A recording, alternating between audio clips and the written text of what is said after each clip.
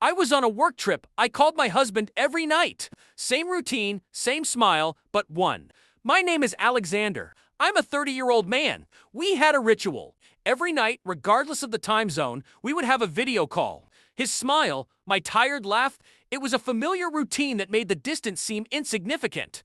One night, though, he moved in bed and stepped away from the camera. For a second, the phone tilted.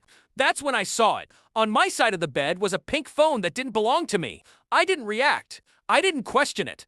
I simply smiled, ended the call, and booked the next flight home. I didn't tell him I was coming. Silence was my chosen weapon. When we first met, I believed he was my solid ground. He was steady and reliable, a man who made me feel secure. We created a life together with our routines. Morning coffee Sunday, markets, and evening walks. He told me I was his compass, that no matter where he went, I kept him pointed in the right direction. I trusted him, maybe because I wanted to, or maybe because I was tired of wondering if love was truly real. But blind trust has a way of wearing away. Small things had already started bothering me. His phone was always face down. He started going to the gym at odd hours, and I caught a faint scent of a different perfume on his shirts. I kept a mental record of these things, red flags turning into solid evidence. But I remained composed because I wanted more than a feeling. I wanted proof I could hold in my hands. And there it was, that pink phone on my pillow, glowing like a signal in the darkness. That was all the confirmation I needed. I landed before dawn and drove straight from the airport. My heart was steady as a rock. The house was quiet with all the lights off, as if nothing had changed. I used my spare key. The lock turned, just like it always did, but the air inside felt wrong, tainted. Then I heard it. Music from upstairs, followed by her laughter. I pulled out my phone and started recording. My hands weren't shaking, I wasn't frantic, just focused. I recorded every step, every sound. The evidence was piling up in my pocket. The stairs groaned under my weight, but I didn't care if they heard. Let them discover what was happening. I pushed the door open. The scene froze. He was shirtless. She was tangled in sheets that were mine. The pink phone on the nightstand was buzzing with a new notification. They stared at me like shocked animals. But I didn't scream or cry. I just raised my phone, the red recording light burning in the dark. "Smile," I said softly, and then I walked out. I didn't need a fight.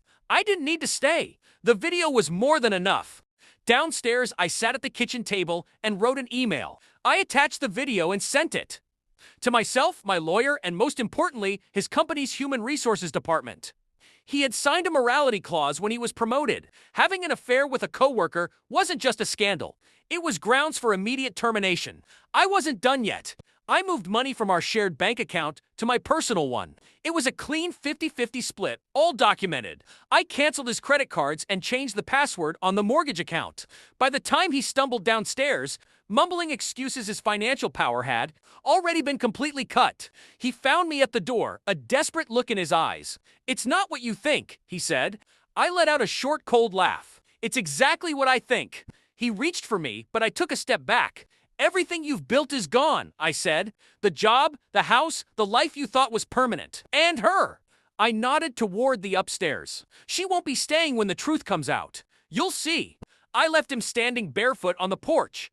The morning sun revealed everything he had tried to hide. The HR email arrived 2 days later. Termination effective immediately. His name was removed from the company website within hours. The divorce lawyer worked quickly with the video, the financial records, and the proof of his infidelity. The settlement was completely in my favor. The house became mine. His reputation was gone. And the woman, she vanished from his life within a week, leaving him jobless, homeless, and completely alone. Sometimes I still think about that video call. The smile he gave me, the one I gave back, the quiet knowledge that was between us. He thought I would fall apart. He thought I would beg. Instead, I destroyed his life with the same calm focus he mistook for weakness.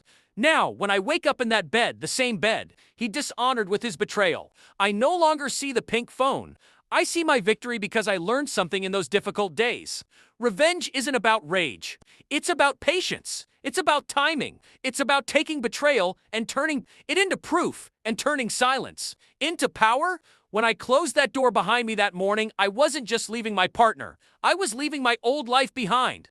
I didn't lose him. He lost me. What lesson did you learn from this story? Please let me know in the comments.